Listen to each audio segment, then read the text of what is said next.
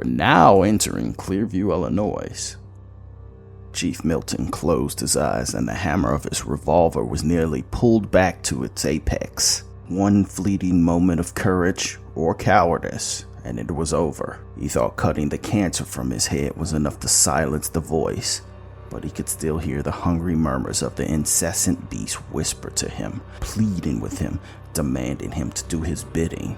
He had done more than a few things he completely regretted, and nearly every one of them happened after he chose to take the reins of Clearview Police Department. It became a never-ending mission just to try to cleanse the filth from his body and stay clean enough to do the job well enough not to make it a complete farce.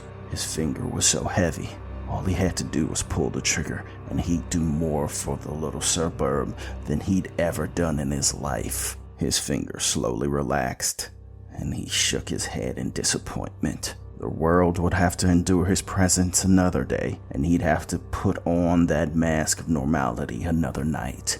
He placed his gun on the nightstand, not for the sake of intruders, but just in case he changed his mind in the middle of the night. As Chief Milton was about to turn off his light and rest, he heard the chink of the chains from his fence. He took a casual glance out of his window and saw something huge barreling for his door. Milton moved quickly to his closet. He pulled the secret panel and armed himself with an assault rifle that was loaded and ready to go. There was a loud crash on his door from downstairs. He ignored that and put on his tactical vest, then slung a crossbow onto his back. Milton quickly but cautiously walked down his stairs. His cheek rested on his M4 like partners on a dance floor. He did not think he'd make it to his car before whatever assaulted his house engaged him, so he thought taking it head on was his best option. He steered clear from his front door and moved to the back. There was a stiff breeze that took the curtains up and had them swaying like a banner.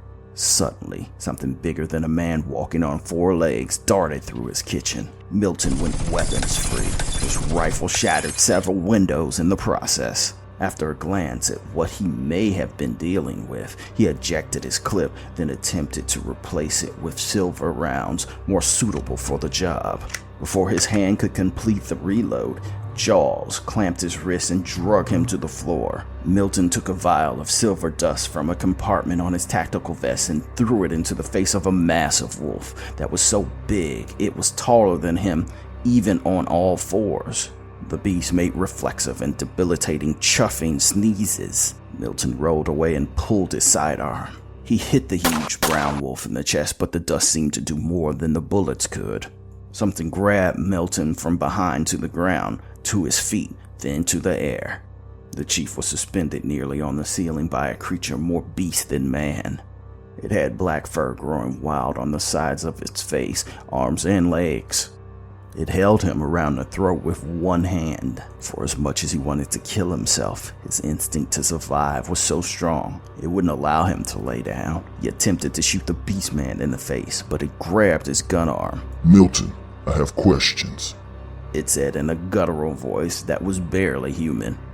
He watched the massive wolf he shot slowly shrink before his eyes. Its limbs became more human, close enough to pass at a distance, but not enough to completely pass for either thing.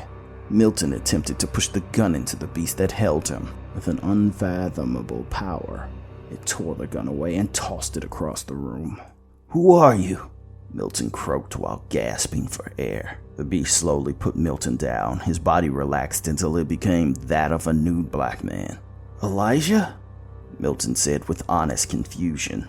"I thought you were in prison," the tall black man replied.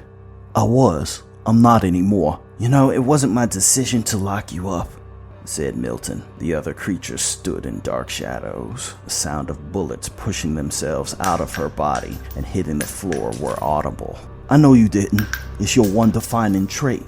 You're always someone's bitch." Milton felt a flash of anger that overrode his common sense, not because the once beast spoke out of turn, but because it was absolutely true. Elijah partially blocked the hammer-fisted hook. It connected, but did little damage. Elijah chuckled. "I guess you did change a little," said Elijah with a slight hint of respect. "I did not come here to reminisce or to celebrate your newly grown backbone. There are girls that have went missing, and the spirits have told me it is by no means natural. It means to consume all life until there is no life," said Elijah. Milton looked away in shame. "You know what it is, don't you?" said Elijah. Milton did know, and in fact he wanted to say so, but the thing still had its hooks in him, regardless of how much he thought he was out. "You work for the biggest rot in Clearview. Either he is in leagues with the Scourge, or he commands it." The woman's body relaxed, and she became recognizably a human female. She pulled down one of the swaying curtains and wrapped it around her now nude body.